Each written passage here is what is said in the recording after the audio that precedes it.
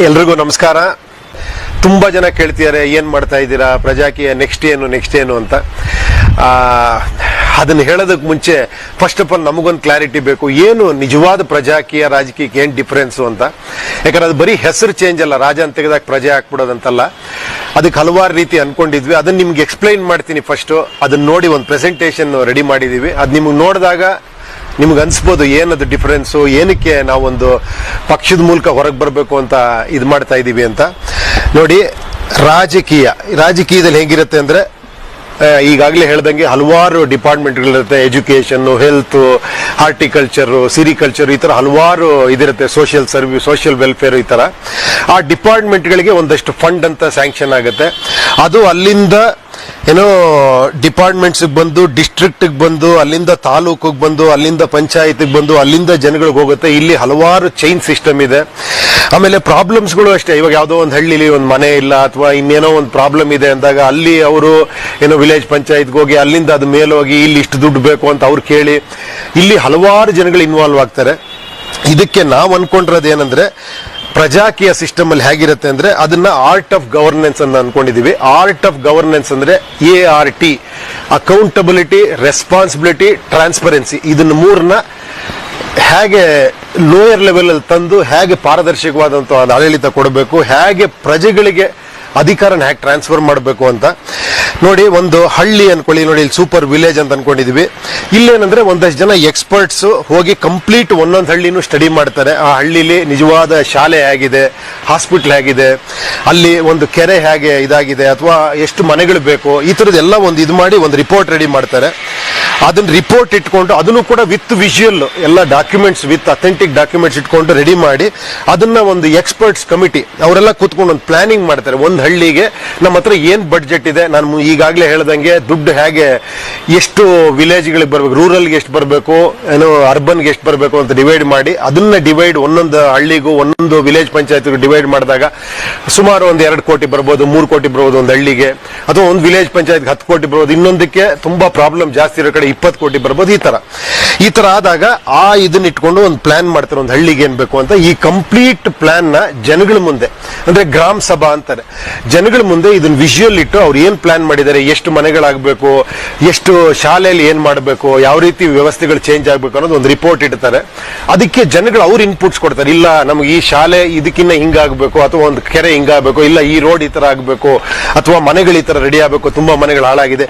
ಈ ತರ ಹಲವಾರು ಜನಗಳು ಇನ್ಪುಟ್ಸ್ ಕೊಟ್ಟಾಗ ನೋಡಿ, ಆ ಇನ್ಪುಟ್ಸ್ನೆಲ್ಲ ಇಟ್ಕೊಂಡು ಮತ್ತೆ ಆ ಇನ್ಪುಟ್ಸ್ ನ ಮತ್ತೆ ಎಕ್ಸ್ಪರ್ಟ್ಸ್ ಮಾಡಿರೋ ಇದನ್ನೆರಡನ್ನು ಕ್ಲಬ್ ಮಾಡಿ ಇನ್ನೊಂದು ಫೈನಲ್ ಒಂದು ರಿಪೋರ್ಟ್ ರೆಡಿ ಮಾಡಿ 1 ವರ್ಷದಲ್ಲಿ ಏನಾಗಬೇಕು ಈ ಹಳ್ಳಿಲಿ, ಇದಕ್ಕೆ ಎಷ್ಟು ಫಂಡ್ಸ್ ಇದೆ ಅನ್ನೋದು ಇಟ್ಕೊಂಡು ಅದನ್ನ ಜನಗಳ ಮುಂದಿಟ್ಟು, ಈಗ ಯಾವ ರೀತಿ ಏನೋ ಒಂದು ಎಜುಕೇಶನ್ ಇದಕ್ಕೆ ಎಷ್ಟು ಬರಬೇಕು, ಹೆಲ್ತ್ಗೆ ಎಷ್ಟು ಬರಬೇಕು, ಯಾವ ರೀತಿ ಏನೇನು ಚೇಂಜಸ್ ಆಗಬೇಕು, ಎಲ್ಲವನ್ನೂ ಜನಗಳ ಮುಂದೆ ಸ್ಮಾಲ್ ಪಾಕೆಟ್ಸ್ ಅಲ್ಲಿ ಇಟ್ಬಿಟ್ಟು ಅದ್ರದ್ದು ಬಡ್ಜೆಟ್ ಇಟ್ಕೊಂಡು, ಇಲ್ಲಿ ನೋಡಿ ಕರ್ನಾಟಕ ಗವರ್ಮೆಂಟ್ ಟ್ರೆಷರಿಯಿಂದ ಡೈರೆಕ್ಟ್ ಆಗಿ ಹೆಂಗೆ ಅಂದ್ರೆ ದುಡ್ಡು ಈ ಚೈನ್ ಹೇಳದ್ನಲ್ಲ, ಆ ಚೈನ್ ಅಲ್ಲಿ ಬರ್ದೇನೆ ಡೈರೆಕ್ಟ್ ಆಗಿ ವಿಲೇಜ್ ಪಂಚಾಯತ್ ಅಂತ ಹೇಳಿದೆ. ಅದಕ್ಕಿಂತ ಒಂದು ಸ್ಟೆಪ್ ಅಹೆಡ್ ಹೋಗಿ, ಫಾರ್ ಎಕ್ಸಾಂಪಲ್ ಒಬ್ಬ ಕಾಂಟ್ರಾಕ್ಟರ್ಗೆ ಒಂದು 50 ಮನೆ ಕಟ್ಟಬೇಕು ಅಂತ ಒಂದು ಇದು ಕೊಟ್ಟಾಗ, ಒಂದು ಟೆಂಡರ್ ಆದಾಗ ಡೈರೆಕ್ಟ್ ಅವ್ರಿಗೇನೆ ಅಕೌಂಟಬಿಲಿಟಿ, ರೆಸ್ಪಾನ್ಸಿಬಿಲಿಟಿ, ಟ್ರಾನ್ಸ್ಪರೆನ್ಸಿ ಅಲ್ಲೇ ತರೋಂಥದ್ದು. ಇವಾಗ ಫಾರ್ ಎಕ್ಸಾಂಪಲ್ ಒಂದು ಸ್ಕೂಲ್ ಇದೆ ಅನ್ಕೊಳ್ಳಿ, ಆ ಸ್ಕೂಲ್ಗೊಂದು 1 ಕೋಟಿ ಬಂತು ಒಂದು ವರ್ಷಕ್ಕೆ ಅಂದಾಗ, ಈ ಸ್ಕೂಲ್ಗೆ ಒಬ್ಬ ವ್ಯಕ್ತಿ, ಆ ಸ್ಕೂಲ್ನ ಕಂಪ್ಲೀಟ್ ಇನ್ಚಾರ್ಜ್ ಇರುವಂತ ಒಬ್ಬ ವ್ಯಕ್ತಿನ ಅವ್ರ ಹೆಸರನ್ನ ಹೈಲೈಟ್ ಮಾಡಿ, ಇಷ್ಟು ದುಡ್ಡು ಅವ್ರಿಗೆ ಬಂದಿದೆ, ಇಷ್ಟು ದುಡ್ಡು ಸ್ಯಾಂಕ್ಷನ್ ಆಗಿದೆ, ಈ ದುಡ್ಡು ಇದಕ್ಕೋಸ್ಕರ ಬಿಲ್ಡಿಂಗ್ ಖರ್ಚಿಗೆ ಅಥವಾ ಶಾಲೆಯ ಒಳ್ಳೆನೋ ಇದಿರ್ಬೋದು, ಶೌಚಾಲಯ ಇರ್ಬೋದು, ಫೀಲ್ಡ್ ಇರ್ಬೋದು, ಸ್ಪೋರ್ಟ್ಸ್ಗೆ ಇರ್ಬೋದು, ಇದೆಲ್ಲದಕ್ಕೂ ಇಷ್ಟಿಷ್ಟ ಆಗಿದೆ ಅಂತ ಅಲ್ಲೇ ಡಿಸ್ಪ್ಲೇ ಮಾಡಿ, ಅಲ್ಲಿ ಜನಗಳು ಆ ಸ್ಕೂಲಿಗೆ ಕಳಿಸುವಂತವ್ರಿಗೆ ಕ್ಲೀನ್ ಆಗಿ ಗೊತ್ತಾಗಬೇಕು ಪ್ರಜೆಗಳಿಗೆ, ಇಷ್ಟು ದುಡ್ಡು ಬಂದಿದೆ, ಇಷ್ಟರ ಒಳಗಡೆ ಇಷ್ಟು ಕೆಲಸ ಆಗಬೇಕು ಅಂತ. ಅದಕ್ಕೆ ಒಬ್ಬರು ಇನ್ಚಾರ್ಜ್ ಮಾಡಿದಾಗ ಏನ್ ಪ್ಲಸ್ ಆಗುತ್ತೆ ಅಂದ್ರೆ, ಇವಾಗ ನನ್ನೇ ಇನ್ಚಾರ್ಜ್ ಮಾಡಿದಾಗ ನನ್ನ ಹೆಸರಲ್ಲಿ ಕೆಲವು ಕೆಲಸ ಆದಾಗ ನಾನು ರೆಸ್ಪಾನ್ಸಿಬಿಲಿಟಿ ತಗೊಂತೀನಿ, ನಾನು ಅಕೌಂಟಬಿಲಿಟಿ ನನಗೆ ಬರುತ್ತೆ, ಆಮೇಲೆ ಟ್ರಾನ್ಸ್ಪರೆನ್ಸಿ ನಾನು ಕೊಡ್ಬೇಕಾಗುತ್ತೆ ಜನಕ್ಕೆ. ಇವಾಗ ನನ್ನ ಹೆಸರಲ್ಲಾದಾಗ ನನಗೇ ದುಡ್ಡು ಬಂದಿದೆ ಅಂದಾಗ ಜನಗಳು ನನ್ನೇ ಕೇಳ್ತಾರೆ, ಏನಪ್ಪಾ ನಿಮ್ಗೆ ಇಷ್ಟು ದುಡ್ಡು ಬಂದಿದೆ ಯಾಕೆ ಮಾಡಿಲ್ಲ ಅಂತ. ಇವಾಗ ಫಾರ್ ಎಕ್ಸಾಂಪಲ್ ಹೌಸ್ ಮಾಡಬೇಕು ಅಂದಾಗ ಒಂದು 10 ಹೌಸ್ ಇರ್ಬೋದು, 20 ಹೌಸ್ ಇರ್ಬೋದು, ಅವ್ರು ಕನ್ಸ್ಟ್ರಕ್ಟ್ ಮಾಡಿ ಅವ್ರ ಹೆಸರಲ್ಲೇ ಉದ್ಘಾಟನೆ ಮಾಡಿ ಆ ಕಾಂಟ್ರಾಕ್ಟರ್ದೇ ಫೋಟೋ ಹಾಕಿ ಮಾಡಿದಾಗ ಏನಾಗುತ್ತೆ, ಅವ್ರಿಗೂ ಒಂದು ಹೆಮ್ಮೆ ಇರುತ್ತೆ, ನಾನು ಮನೆ ಕಟ್ಟಿದ್ದೀನಿ. ಆಮೇಲೆ ಅವ್ರಿಗೆ ಒಂದು 10 ವರ್ಷ ಈ ಇಡೀ ಮನೆಯನ್ನ ಮೇಂಟೈನ್ ಮಾಡಬೇಕು ಅಂತ ಕೊಟ್ಟಾಗ ಏನಂದ್ರೆ ಹೇಗೆ ಅಂದ್ರೆ 100 ಜನನ ನಂಬೋ ಬದಲು ಈ ಚೈನ್ ಅಲ್ಲಿ ಒಬ್ಬರನ್ನೇ ನಂಬಿ ಅವ್ರನ್ನೇ ರೆಸ್ಪಾನ್ಸಿಬಿಲಿಟಿ ಮಾಡಿ ಅವ್ರನ್ನೇ ಟ್ರಾನ್ಸ್ಪರೆನ್ಸಿ ಮಾಡಿದಾಗ ₹100 ಅಟ್ಲೀಸ್ಟ್ ಎಲ್ಲರೂ ದುಡ್ಡಿದ್ದೇ ಇರುತ್ತೆ, ಲಾಭಕ್ಕೋಸ್ಕರನೇ ಮಾಡ್ತಾರೆ, ಒಂದ್ ಸ್ವಲ್ಪ ಇದಾಗ್ಬೋದು. ಬಟ್ ಅಂದ್ರೆ 90% ದುಡ್ಡು ಜನಗಳಿಗೆ ಹೋಗ್ಬೋದು ಅನ್ನೋ ಒಂದು ಇದಕ್ಕೋಸ್ಕರ ಈ ತರ ಡೈರೆಕ್ಟ್ ದುಡ್ಡು ಅವ್ರಿಗೆ ಹೋಗಿ ಅಲ್ಲಿಂದ ಜನಗಳು ವಿನಿಯೋಗ ಆಗೋ ತರ, ಜನಗಳ ಇನ್ವಾಲ್ವ್ಮೆಂಟ್, ನಮಗಿದು ಬೇಕು ಅಂತ ಜನಗಳೇ ಇನ್ವಾಲ್ವ್ ಆಗೋ ತರದ್ದು ಒಂದು ಸಿಸ್ಟಮ್ ಇದು ಸ್ಮಾಲ್ ಸ್ಕೇಲ್ ಅಲ್ಲಿ. ಇದು ಸ್ಮಾಲ್ ಸ್ಕೇಲ್ ಅಲ್ಲಿ ಆಗತ್ತೆ. ಇದು ಅಂದ್ರೆ ಮೈಕ್ರೋ ಲೆವೆಲ್ ಅಲ್ಲಿ ಈ ತರ ಒಂದು ಹಳ್ಳಿ ಇರ್ಬೋದು, ಒಂದು ವಾರ್ಡ್ ಇರ್ಬೋದು, ಒಂದು ಸಣ್ಣ ವಾರ್ಡ್. ಫಾರ್ ಎಕ್ಸಾಂಪಲ್ 10,000 ಕೋಟಿ ನಮ್ದು BBMP ಬಡ್ಜೆಟ್ ಇದೆ ಅನ್ಕೊಳ್ಳಿ.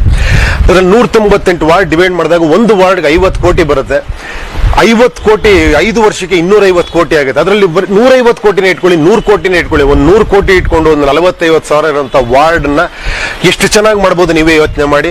ಆ ದುಡ್ಡು ಡೈರೆಕ್ಟ್ ಆಗಿ ಬಂದು ಇವ್ರಿಗೆ ಬಂದಿದೆ ಅಂತ ಜನಕ್ಕೆ ಗೊತ್ತಾಗೋ ತರ ಒಂದು ಸಿಸ್ಟಮ್ ತಂದು ಅವರೇ ರೆಸ್ಪಾನ್ಸಿಬಿಲಿಟಿ ತಗೊಂಡು, ಫಾರ್ ಎಕ್ಸಾಂಪಲ್ ಒಂದೇನೋ ರೋಡ್ ಮಾಡ್ತಾರೆ ಅನ್ಕೊಳ್ಳಿ, ಆ ಕಾಂಟ್ರಾಕ್ಟರ್ದೇ ಫೋಟೋ ಹಾಕಿ ಈ ರೋಡ್ ಇವ್ರು ಮಾಡಿದ್ರು ಅಂದಾಗ ಅವ್ರಿಗೂ ಒಂದು ರೆಸ್ಪಾನ್ಸಿಬಿಲಿಟಿ ಇರುತ್ತೆ. ನಾನು ಮಾಡಿರೋ ರೋಡ್ ಚೆನ್ನಾಗಿರ್ಬೇಕು, ನನ್ನ ಹೆಂಡತಿ ಮಕ್ಕಳು ಓಡ್ತಾರೆ, ನನ್ನ ರಿಲೇಟಿವ್ಸ್ ಓಡಾಡ್ತಾರೆ ಅಂದಾಗ ಒಳ್ಳೆ ವರ್ಕ್ ಆಗುತ್ತೆ ಅನ್ನೋ ಒಂದು ಹೋಪ್ಸ್ ಅಲ್ಲಿ ನಾವು ಇದನ್ನ ಅನ್ಕೊಂಡಿದೀವಿ. ಅವಾಗ ಜನಗಳು ಇನ್ವಾಲ್ವ್ಮೆಂಟ್ ಇರುತ್ತೆ. ಇದು ಮೈಕ್ರೋ ಲೆವೆಲ್ ಪ್ಲಾನಿಂಗ್ ಅಲ್ಲಿ ಈ ತರ ಇರುತ್ತೆ.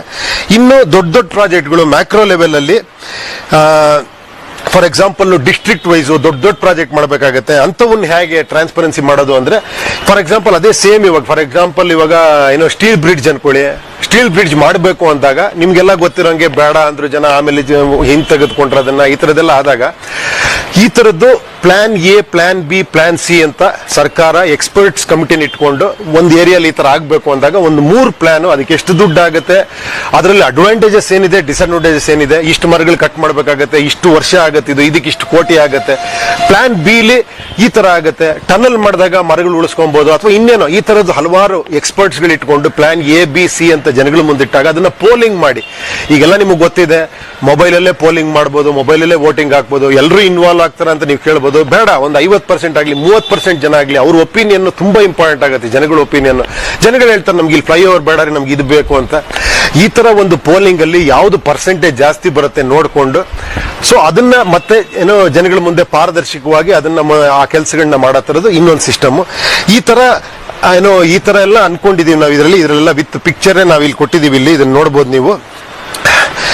ಈಗ ಇದಾದ್ರ ಮೇಲೆ ಇದನ್ನ ಇದ್ರದ್ ಬಗ್ಗೆ, ಈ ಒಂದು ವರ್ಕ್ಗಳ ಬಗ್ಗೆ ಡಿಸ್ಕಷನ್ಗಳು ವಿಧಾನಸೌಧದಲ್ಲಿ ದೊಡ್ಡ LED ಸ್ಕ್ರೀನ್ಗಳು ಇಟ್ಕೊಂಡು ಅದನ್ನ ಏನ್ ನಡೀತಿದೆ ಅಂತ ವಿತ್ ವಿಜುವಲ್ ಡಾಕ್ಯುಮೆಂಟ್ಸ್ ಇಟ್ಕೊಂಡು ಲೈವ್ ಕವರೇಜ್ ಮಾಡಿ ಅದ್ರ ಬಗ್ಗೆ ಡಿಸ್ಕಷನ್ ಆಗಿ ಅದನ್ನ ಜನಗಳಿಗೆ ಲೈವ್ ಆಗಿ ತೋರಿಸಿ, ಜನಗಳ ಲೈವ್ ಆಗಿ ಇಂಟರಾಕ್ಷನ್ ತೋರಿಸಿ.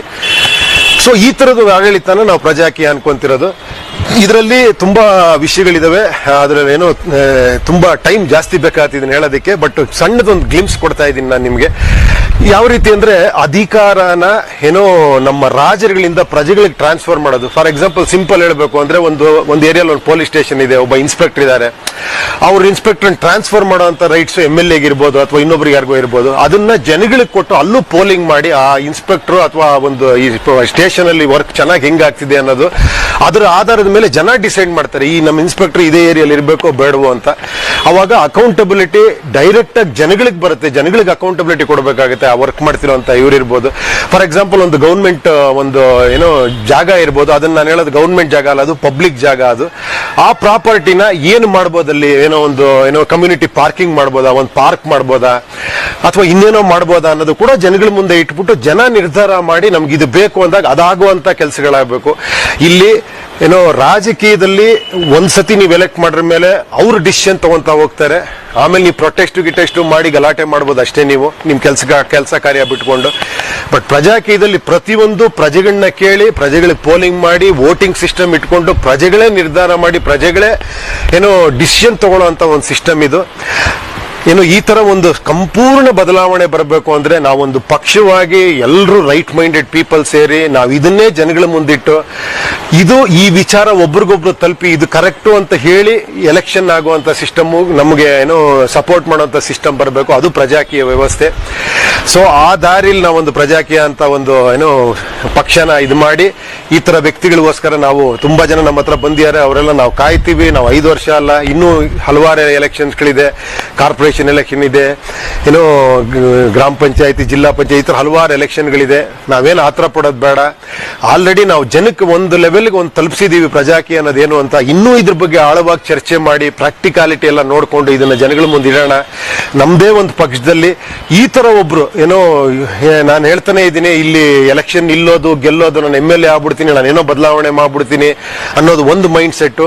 ಈ ಒಂದು ಸಿಸ್ಟಮ್ ಅಲ್ಲಿ ಹೋಗಿ ನಾನು ಒಬ್ಬನೇ ನಿಂತ್ಕೊಂಡು ಇಂಡಿಪೆಂಡೆಂಟ್ ನಿಂತ್ಕೊಂಡು ನಾನು ಗೆದ್ಬಿಟ್ಟು ಏನೋ ಮಾಡ್ತೀನಿ ಅನ್ನೋದು ಗೊತ್ತಿಲ್ಲ. ಎಲ್ಲವೂ ಆಗ್ಬಿಡಲ್ಲ, ಟೈಮ್ ತಗೊಳುತ್ತೆ. ಆಮೇಲೆ ನಾವು ಹಣವಿಲ್ಲದೆ ಜನ ತಲುಪಬೇಕು ಅಂತ ಇದು ಮಾಡ್ತಾ ಇದೀವಿ. ಇದು ಒಬ್ಬರಿಂದ ಒಬ್ಬರಿಗೆ ತಲುಪಬೇಕಿದು. ಸೊ ಏನೋ ಸತ್ಯ ತಲುಪತ್ತೆ ಅನ್ನೋ ನಂಬಿಕೆಯಿಂದ ಇದನ್ನ ಮಾಡ್ತಾ ಇದೀವಿ. ಇದ್ರ ಬಗ್ಗೆ ನಿಮ್ದೇನಾರ ಸಜೆಷನ್ ಇದ್ರು ಕೂಡ ಕೊಡ್ಬೋದು. ಎಲ್ಲ ಸೇರಿ ಒಂದು ಸ್ಟ್ರಕ್ಚರ್ ಮಾಡಿ ಮತ್ತೆ ಜನಗಳ ಮುಂದೆ ಹೋಗೋಣ, ಇದನ್ನೆಲ್ಲ ಮುಂದೆ ಇಡೋಣ. ಸರಿ ಅನ್ಸಿದ್ರೆ ನಮಗೊಂದು ಜನ ಆಶೀರ್ವಾದ ಮಾಡಿದ್ರೆ ಒಂದು ಸಂಪೂರ್ಣ ಬದಲಾವಣೆ ತರೋಣ. ಈ ರಾಜರ ಸಂಸ್ಕೃತಿನ ತೆಗೆದು ಪ್ರಜೆಗಳೇ ರಾಜರಾಗುವಂತ ಒಂದು ಇದನ್ನು ತರೋಣ. ಅದೇ ಪ್ರಜಾಕೀಯ. ನೀವೆಲ್ಲರೂ ನನ್ನ ಜೊತೆಲಿ ಇರ್ತೀರಾ, ಏನೋ ಇದಕ್ಕೆ ಸಪೋರ್ಟ್ ಮಾಡ್ತೀರಾ, ಒಂದು ಸಂಪೂರ್ಣ ಬದಲಾವಣೆ ತರ್ತೀರಾ ನನ್ನ ನಂಬಿಕೆಯಿಂದ ನಾನು ಮುಂದೆನೂ ಹೊರಡ್ತಾ ಇದ್ದೀನಿ. ನೆಕ್ಸ್ಟ್ ನಮ್ಮ ಕೆಲಸಗಳು ನಾವು ಮಾಡೋಣ, ಅದ್ರ ಜೊತೆ ಈ ಕೆಲಸನೂ ಮಾಡೋಣ. ಎಲೆಕ್ಷನ್ ಬಂದಾಗ ಇವಾಗ ನಮ್ಗೆ ಇನ್ನೂ ಟೈಮ್ ಜಾಸ್ತಿ ಸಿಗುತ್ತೆ. 6 ತಿಂಗಳಲ್ಲ, 1 ವರ್ಷದಿಂದ ಸ್ಟಾರ್ಟ್ ಮಾಡೋಣ ನಾವು ಕ್ಯಾನ್ವಾಸ್. ಯಾಕಂದ್ರೆ ದುಡ್ಡಿದ್ದಾಗ 3 ತಿಂಗಳು ಸಾಕಾಗುತ್ತೆ ನಮಗೆ, ಏನೋ ಸಭೆ ಸಮಾರಂಭಗಳು ಮಾಡಿ ಜನನ್ನ ಇದು ಮಾಡೋದಕ್ಕೋಸ್ಕರ. ಈಗ ನಾವು ಒಳಗಡೆಯಿಂದನೇ ವರ್ಕ್ ಮಾಡಬೇಕು. ಎಲ್ಲ ಪ್ರಜಾಕೀಯನ್ಸ್ ಕೂಡ ಈ ತರ ಒಬ್ಬೊಬ್ರಿಗೂ ಇದನ್ನ ತಲುಪಿಸ್ಕೊಂಡು ಇದನ್ನೆಲ್ಲ ವಿಡಿಯೋನ ಎಲ್ಲರಿಗೂ ಶೇರ್ ಮಾಡಿ, ಡಿಸ್ಕಸ್ ಮಾಡಿ, ತೋರಿಸಿ. ಸೊ ಎಲ್ಲರೂ ಸಪೋರ್ಟ್ ತಗೊಂಡು ಒಂದು ದೊಡ್ಡ ರೀತಿಯಲ್ಲಿ ಇದನ್ನು ಬದಲಾವಣೆ ತರೋದಕ್ಕೆ ಪ್ರಯತ್ನ ಪಡೋಣ. ಸೊ ಪ್ರಜಾಕೀಯ ಯಾವತ್ತಿದ್ರೂ ಆಗುತ್ತೆ ಅನ್ನೋ ನಂಬಿಕೆಯಿಂದ ಮುಂದೆ ಹೆಜ್ಜೆ ಇಡೋಣ.